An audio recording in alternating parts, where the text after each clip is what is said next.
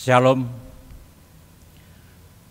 Bapak, Ibu, Saudara-saudari yang terkasih di dalam Tuhan kami Yesus Kristus.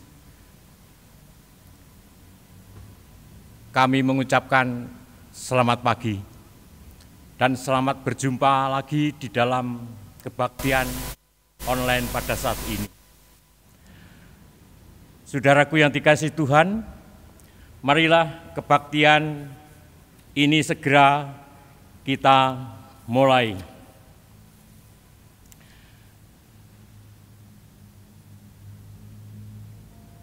Kebaktian pada saat ini kita lakukan dalam terang Tuhan, Tuhan yang menciptakan langit dan bumi, Tuhan yang tidak pernah meninggalkan perbuatan tangannya, Tuhan yang kasih setianya kekal selama-lamanya. Kiranya turunlah kasih karunia dan damai sejahtera dari Yehova Bapa kita dan Tuhan kita Yesus Kristus. Amin. Jemaat dipersilahkan duduk kembali. Bapak, Ibu, Saudaraku yang dikasihi Tuhan, firman pembuka dalam kesempatan ini adalah kita ambil dari surat Roma pasal 10, surat Roma pasal 10 ayat 14 sampai 15, demikian firman Tuhan. Tetapi bagaimana mereka dapat berseru kepadanya jika mereka tidak percaya kepada Dia? Bagaimana mereka dapat percaya kepada Dia jika mereka tidak mendengar tentang Dia? Bagaimana mereka mendengar tentang Dia jika tidak ada yang memberitakannya?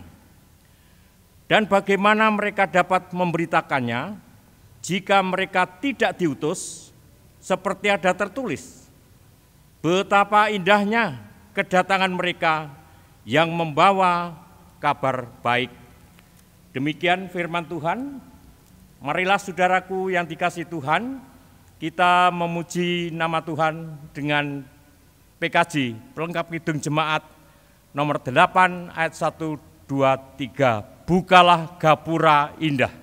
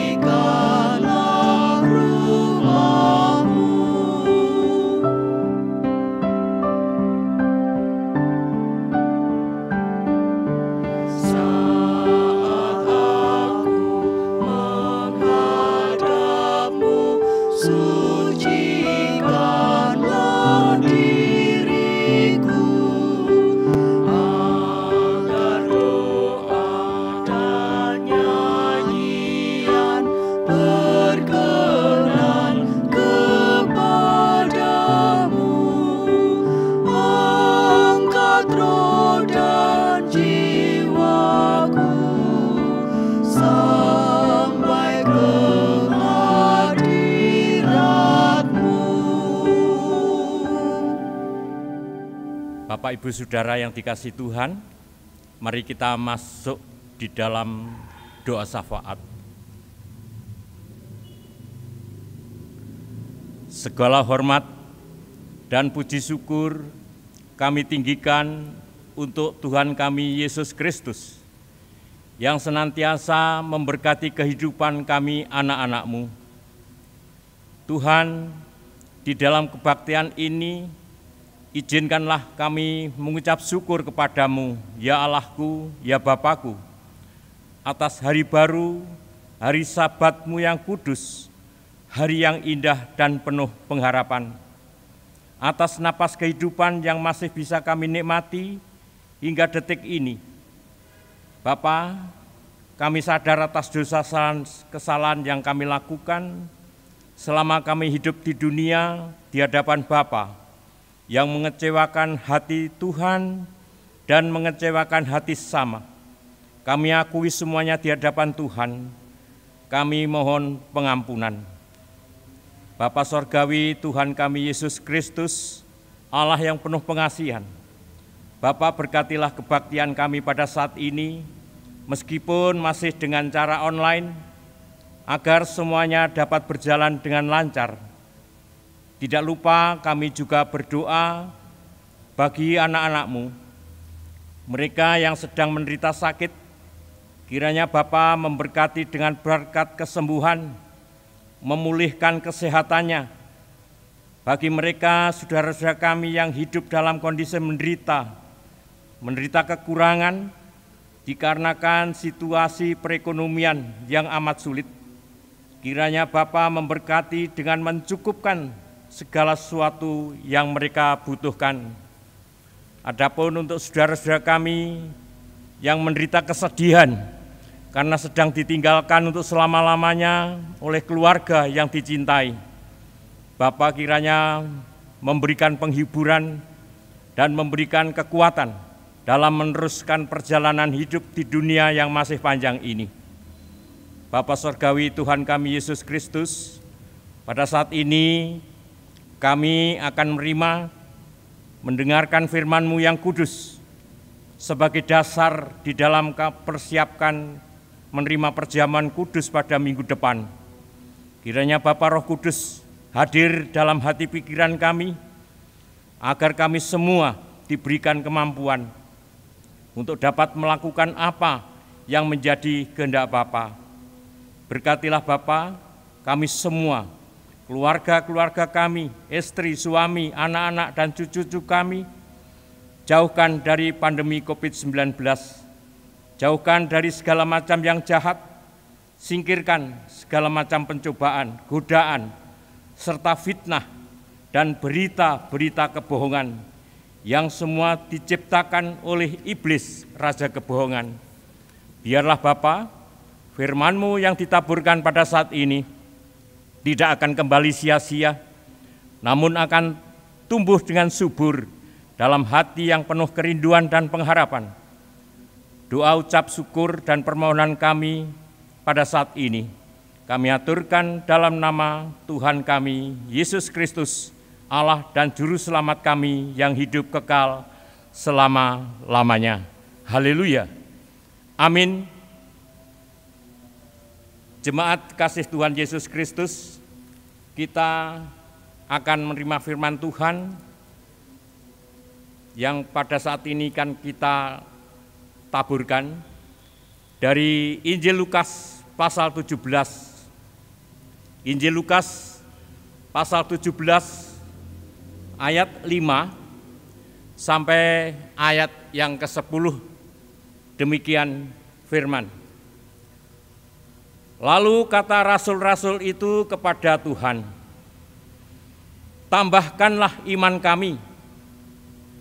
Jawab Tuhan, "Kalau sekiranya kamu mempunyai iman sebesar biji sesawi saja, kamu dapat berkata kepada pohon ara ini, 'Terbantunlah engkau dan tertanamlah di dalam laut,' dan ia akan taat kepadamu.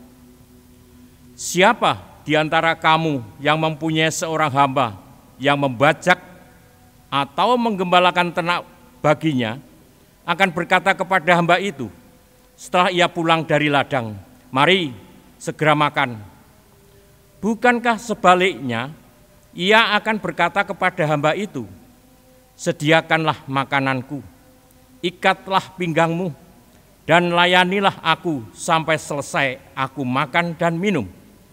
Dan sesudah itu engkau boleh makan dan minum." Adakah ia berterima kasih kepada hamba itu karena hamba itu telah melakukan apa yang ditugaskan kepadanya? Demikian jugalah kamu. Apabila kamu telah melakukan segala sesuatu yang ditugaskan kepadamu, hendaklah kamu berkata, "Kami adalah hamba-hamba yang tidak berguna. Kami hanya melakukan apa yang kami harus lakukan." Adapun ayat Mas yang akan kita renungkan, kita ambil dari ayat yang kelima.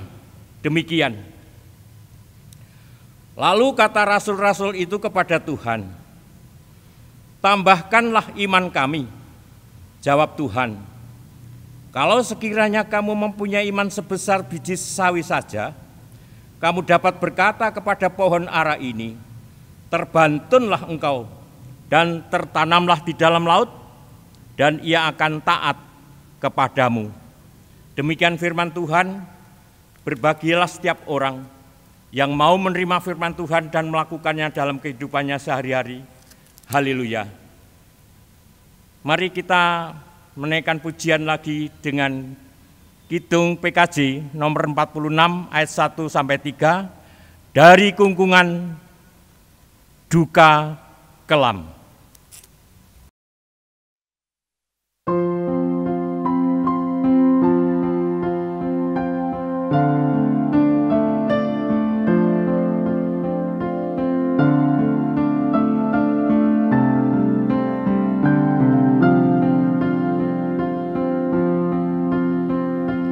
Dari kungkungan duka kelam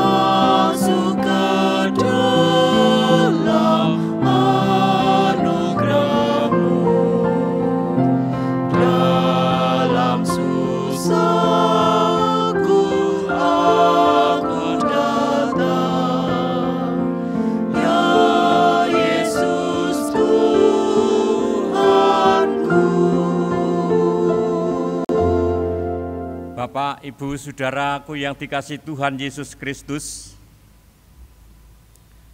tema khotbah pada saat ini adalah iman bertumbuh ketika menghadapi tantangan. Saudaraku yang dikasihi Tuhan Yesus Kristus, tantangan hidup itu senantiasa relevan dengan zaman yang mengikutinya. Tantangan pada masa kini itu tidak bisa lepas dari perkembangan dan perubahan zaman pada masa kini yang membawa dampak dan pengaruhnya tersendiri. Misalkan sekarang, untuk membangun jejaring komunikasi dengan seseorang atau kelompok seiman atau lintas iman, kita dimudahkan dengan adanya media sosial digital di telepon pintar kita. Apakah itu WhatsApp, Twitter, Instagram, Facebook, dan lain-lainnya. Saudaraku yang dikasihi Tuhan, media sosial tersebut merupakan produk perkembangan teknologi komunikasi digital pada masa kini yang mampu menembus tidak hanya batas-batas ruang, waktu, dan jarak antar negara, tetapi juga semakin egaliter, berkedudukan setara, dalam arti mampu menembus kekakuan relasi feodalistik dalam budaya, birokrasi, dan sekat-sekat status sosial di dalam masyarakat. Tidak berhenti hanya di situ saja, saudara. Kemudian mempererat jejaring pribadi maupun kelompok melalui media komunikasi digital juga semakin meningkatkan efektivitas dan efisiensi, mulai dari sisi administrasi dan waktu, modal atau pengiriman dokumen, gambar, dan video yang real time. Nah, saudaraku yang dikasihi Tuhan, dari sisi ekonomi, kemudahan untuk memperoleh barang melalui jual beli online serta terbukanya lapangan kerja baru melalui jasa pengiriman barang. Saudaraku yang dikasihi Tuhan, namun di sisi lain, media sosial digital bukan sama sekali tidak memiliki tantangan dan permasalahan. Relasi seseorang atau kelompok pun juga rentan dan dapat dengan mudah rusak melalui media sosial dengan adanya berita, video yang sengaja diciptakan untuk tujuan pemberitaan bohong atau hoaks, mengadu domba, menciptakan kebencian, penipuan, fitnah, dan pemutarbalikan fakta. Tidak jarang, saudara, perkembangan zaman ini membuat seseorang yang awam dengan kepentingan di balik media komunikasi sosial digital tersebut itu terbelah menjadi dua pihak, yaitu pihak pertama yaitu pihak yang optimis, yang kedua adalah pihak yang apatis. Sedangkan pihak yang optimis karena mereka paham dan mampu menggunakan media sosial tersebut menjadi suatu hal yang sangat bermanfaat untuk membangun kehidupannya.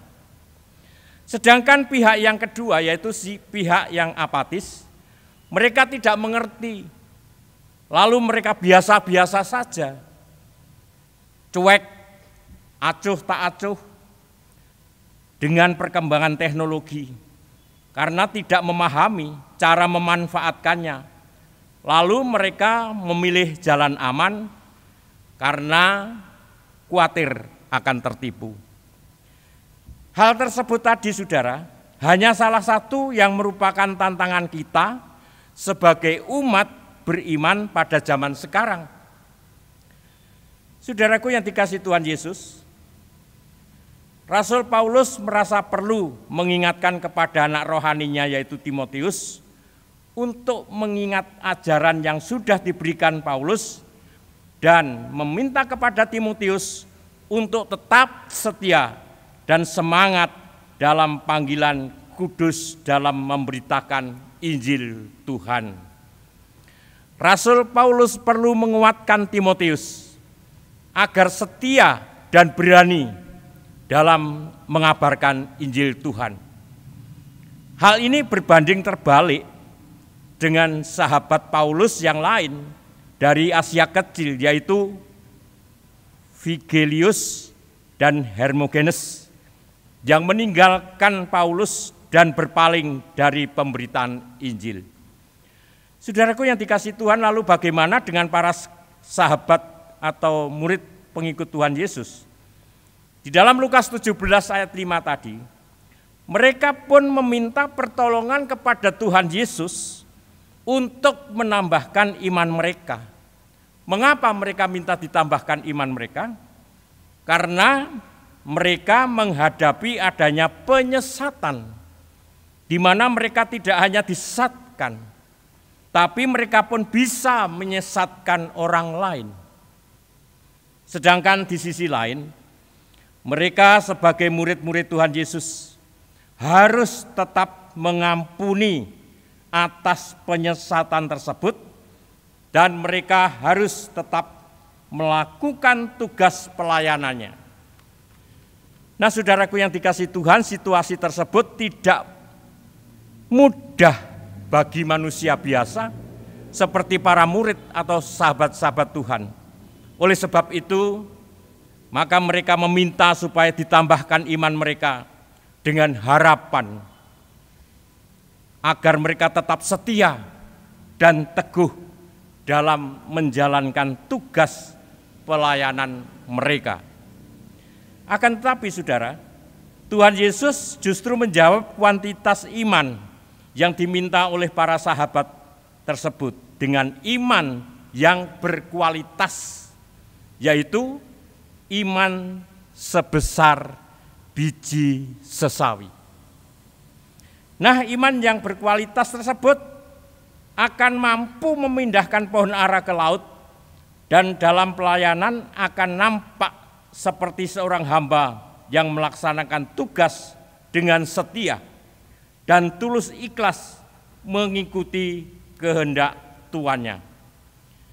Jemaat kekasih Tuhan Yesus Kristus, sebagai orang percaya, apa yang dapat kita pelajari dari bacaan kita tersebut?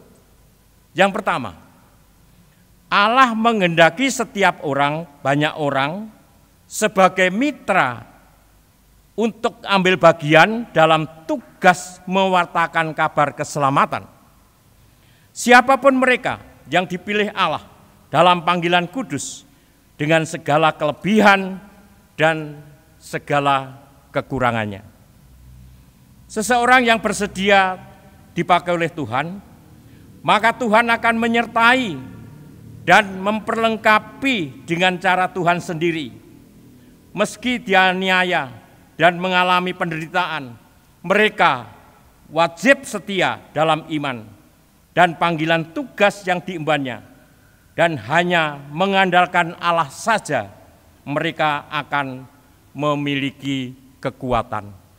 Yang kedua, saudara, siapapun yang dipakai oleh Allah untuk bekerja mewartakan Injil Kerajaan Allah, untuk mewartakan damai sejahtera, mereka semua adalah pelayan atau hamba. Mereka akan menghadapi suatu kenyataan, menghadapi suatu tantangan, menghadapi suatu permasalahan dalam pelayanannya. Sebagai pelayan, mereka tidak bisa bertindak semaunya sendiri. Karena seorang pelayan hanya melakukan pekerjaannya dengan setia dan taat pada kehendakan Sang Tuhan, yaitu Tuhan Yesus Kristus. Yang ketiga, pada saat ini saudara, kita semua adalah Gereja Kristen Jawa Tengah Utara Jemaat Semarang 1. Itu merupakan tubuh Kristus, dan di mana Kristus Yesus adalah kepalanya. Gereja memiliki panggilan, yaitu melanjutkan tugas pelayanan Tuhan Yesus Kristus di dunia dalam mewartakan damai sejahtera Allah kepada semua orang, kepada semua ciptaan Tuhan di bumi. Semua orang dan semua ciptaan artinya tidak hanya untuk intern kekristenan saja, tetapi juga lintas identitas. Apakah itu lintas iman, apakah itu lintas suku, budaya, dan semua yang hidup. Apapun tantangan dan masalahnya, meskipun harus menderita seperti Tuhan Yesus, gereja harus tetap setia melayani dan tidak mundur dari tugasnya.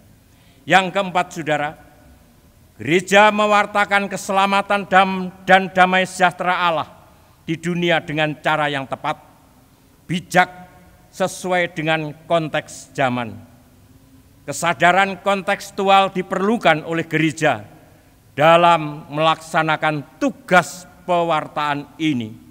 Artinya, zaman yang terus berubah, perkembangan teknologi yang sangat cepat, mau tidak mau membawa pengaruh dan dampak dalam kehidupan umat. Sehingga gereja mau tidak mau harus beradaptasi, menyesuaikan dengan cara pelayanan di gereja. Gereja sadar akan konteks kehidupan di sekitarnya, kemudian mereformasi diri dalam pelayanannya. Gereja yang seperti ini sesuai dengan semangat dan matra Ecclesia Reformata Semper Reformanda est secundum verbum Dei. Gereja reformasi harus terus-menerus mereformasi dirinya sesuai dengan firman Allah. Jemaat kekasih Tuhan Yesus Kristus, pada zaman sekarang saat ini, situasi tantangan pelayanan gereja di dunia akan terus masih ada. Bahkan bisa dikatakan semakin banyak dan semakin kompleks. Gereja tidak mempunyai pilihan lain, harus menghadapi dan menyelesaikan masalah-masalah tersebut dengan tetap percaya akan pertolongan Tuhan Yesus Kristus. Pertolongan Tuhan Yesus Kristus kepada gereja yang setia mewartakan damai sejahtera Allah adalah suatu gereja yang akan menemukan berbagai variasi dan cara dalam menghadapi permasalahannya. Ketika gereja mau dan bersedia, maka Tuhan akan memampukannya, sehingga dengan demikian masalahnya tidak hanya ada di luar gereja, tapi juga ada di dalam gereja. Saudaraku yang dikasihi Tuhan Yesus Kristus, marilah kita sebagai gereja, kita semua belajar untuk tetap setia akan tugas panggilan kita untuk mewartakan damai sejahtera Allah. Ketika kita berusaha mengimani akan campur tangan Tuhan, maka niscaya kita akan diberikan jalan keluar dan berkat oleh Tuhan sendiri. Kiranya Tuhan Yesus Kristus senantiasa memberkati. Amin. Bapak, Ibu, saudaraku yang dikasihi Tuhan, besok Minggu tanggal 24 Oktober tahun 2021, Kita sebagai orang-orang percaya milik Tuhan diingatkan kembali betapa besar dan luasnya kasih Allah kepada kita orang-orang berdosa. Lalu bagaimana kita menyikapi kasih setia Tuhan dalam melakukan karya penebusan? Kita semua harus bersyukur, serta sebagai orang-orang yang telah menerima Tuhan Yesus Kristus sebagai Juru Selamat, yang telah menebus dosa-dosa kita mati di atas kayu salib. Kita sebagai orang percaya telah diperdamaikan dengan Allah melalui pengorbanan Kristus Yesus Tuhan yang dilambangkan dalam perjamuan kudus. Kita sebagai ciptaan baru wajib senantiasa mengingat-ingat kembali dengan mengikuti perjamuan kudus yang akan dilaksanakan pada hari Minggu depan. Yang terlebih dahulu kita harus menguji diri kita masing-masing. Kita harus percaya dan kita harus yakin serta bertobat sehingga di dalam mengikuti perjamuan kudus kita tidak akan sia-sia. Saudaraku yang dikasihi Tuhan Yesus Kristus, pada saat ini Tuhan telah mengundang kita untuk maju mengikuti perjamuan kudus. Bersediakah atau tidak kita maju ke perjamuan kudus? Itu jawabannya ada pada saudara. Saudaraku yang dikasihi Tuhan, Tuhan akan mengetahui jawaban saudara sendiri-sendiri. Sehingga apa yang saudara jawab di hadapan Tuhan itu senantiasa harus kita lakukan. Amin. Jemaat, mari kita bersama-sama berdoa. Bapa Sorgawi, Tuhan kami Yesus Kristus, kembali kami datang bertelut di hadirat-Mu Bapa. Kami semua mengucap syukur dan berterima kasih di mana Bapa telah berkenan berfirman melalui hamba-Mu. Kiranya Bapa Roh Kudus sendiri yang berkenan hadir dalam hati pikiran kami semua. Meskipun suara manusia telah berhenti untuk menyampaikan firman-Mu, kiranya Roh Kudus selalu berbicara dalam hati pikiran kami semua. Bapa, kiranya memberikan kemampuan kepada kami semua untuk dapat melakukan apa yang menjadi kehendak Bapa. Berkatilah Bapa kami anak-anak-Mu yang hingga detik ini senantiasa memohon pertolongan kepadamu di dalam melanjutkan perjalanan kami di tengah-tengah dunia ini. Bapa Sorgawi, Tuhan kami Yesus Kristus, Tuhan sudah berkali-kali mengetahui bahwa kami semua umat-Mu, Tuhan ingatkan tentang karya keselamatan yang Tuhan lakukan melalui perjamuan kudus. Namun dalam kenyataannya masih banyak orang-orang percaya yang belum mengerti. Untuk itu Bapa, kiranya Bapa Roh Kudus sendiri yang berkenan hadir dalam hati pikirannya untuk dapat memberi pengertian tentang karya keselamatan yang Tuhan lakukan. Bapa telah berkenan mendengarkan jawaban atas undangan yang Tuhan berikan kepada kami semua. Kiranya Tuhan sendiri yang akan memberkati mereka.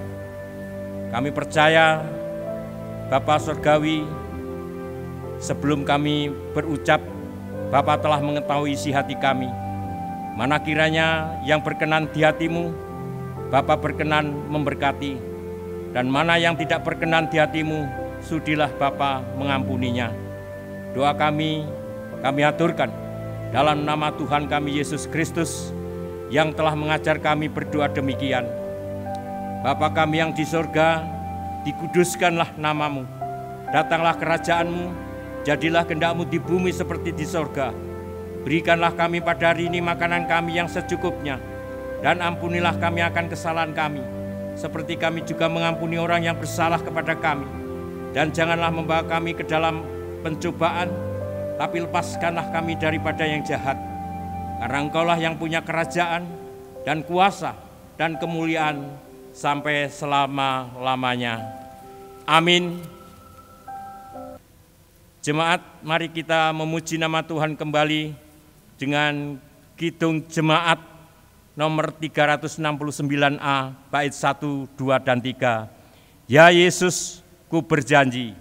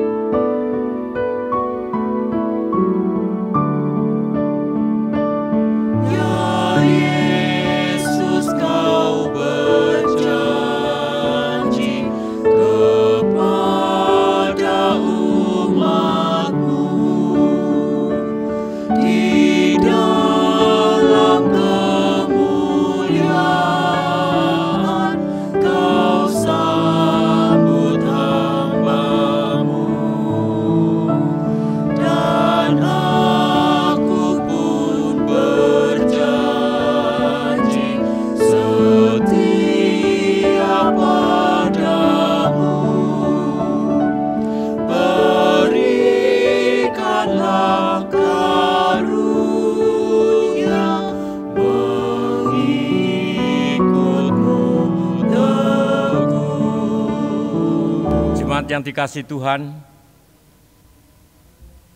terima dan yakini serta amini berkat Tuhan. Bersukacitalah dalam pengharapan, sabarlah dalam kesesakan, dan bertekunlah dalam doa. Peganglah janji Tuhan bahwa Tuhan memberkati dan melindungi kita. Tuhan menyinari kita dengan wajah-Nya dan memberi kasih karunia. Tuhan menghadapkan wajah-Nya kepada kita dan memberi damai sejahtera dalam nama Bapa, Putra, dan Roh Kudus selamanya. Amin.